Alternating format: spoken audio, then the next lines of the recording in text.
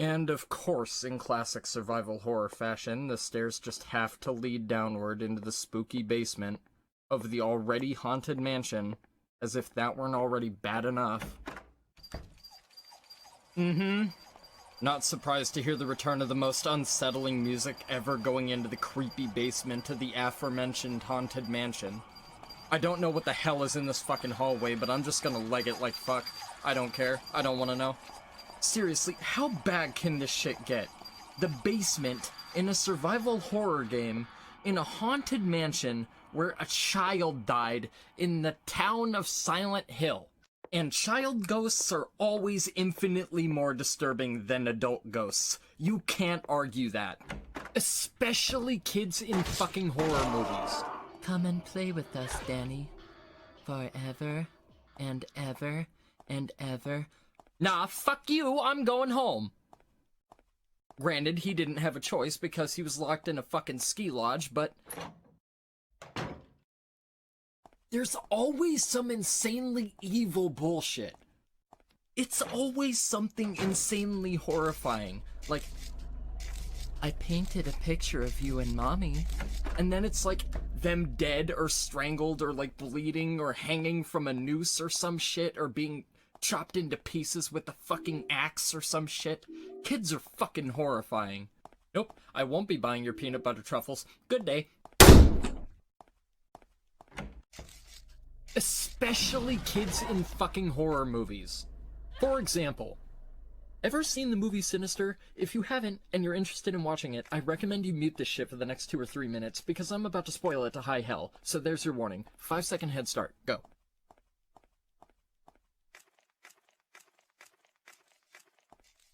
So there's this dude who writes murder novels or something, and he moves with his wife and 2 kids into this house where the former owners were murdered for writing inspiration for his new book, right? And he's hoping that by moving into this house that he can figure out what happened to the previous family's daughter who disappeared after the murders and was never seen again. So Writer Boy is sticking around in the attic when he comes across a box with one of those wheelie filmy majigs that plays movies, so he puts one in and watches it, and it's a film of vintage murder porn of entire families in the process of being murdered by the person that's holding the camera filming. After watching a few of these, Writer Boy's like, I ain't into that shit, fam, so he fucks off, but then he starts seeing a spooky dude everywhere that was appearing in the movies, so he figures there must be a spooky connection.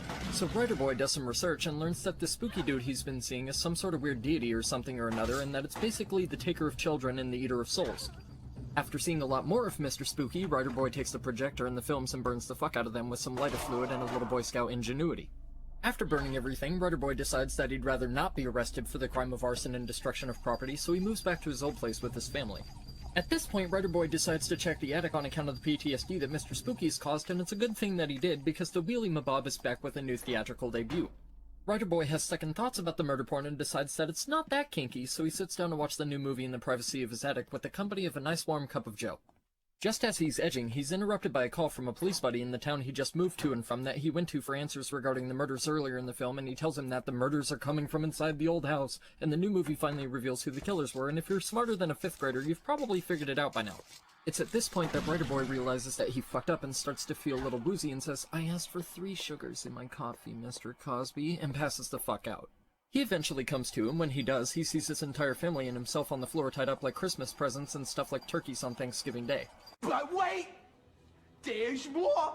His daughter then walks into the frame holding a video camera and an axe, God knows where she got it, bless her little murderous soul, and does her best Lizzie Borden impression on her fucking parents!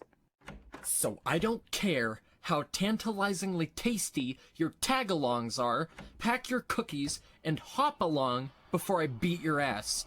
I said it once in Silent Hill 1 and I'll say it again. I bitch-smacked Lisa Garland. I'm not afraid to fucking stomp out a kid. Thank you, Maria. That's the only item I couldn't get myself. By the time I found out about it, I could no longer leave this house. So long. Yes, but, well... Maria, the gods are here. You know it too. You were born in this town. I'm not sure God is the right word.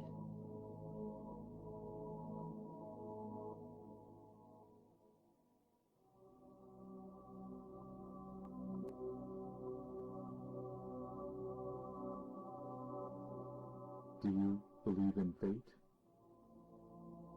Not really. That's fine then. Ernest, can I open this? This is a dead end. There's nothing beyond here. I know. So, what if I had said I believed in fate? That James. He's a bad man. James.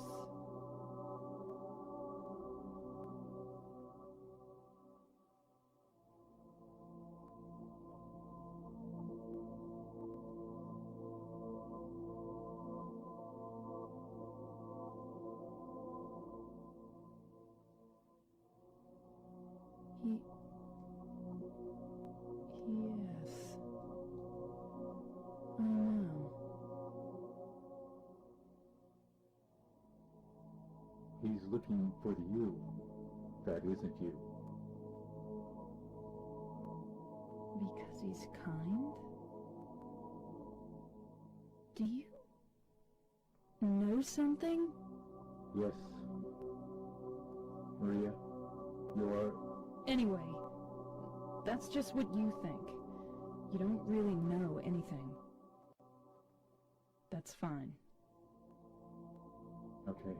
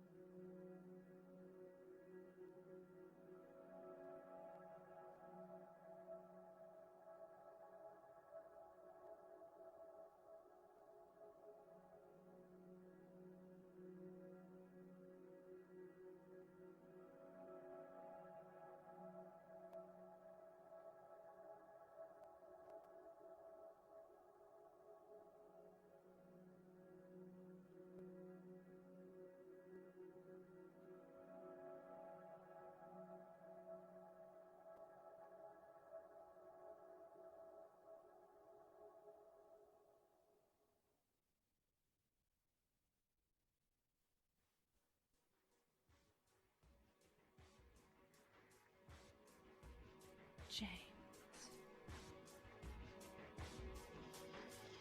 This has been Serenity Miyazaki, and thank you for watching my playthrough of Silent Hill 2.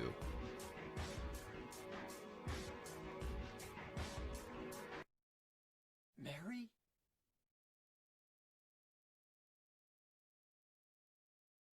No, you're not.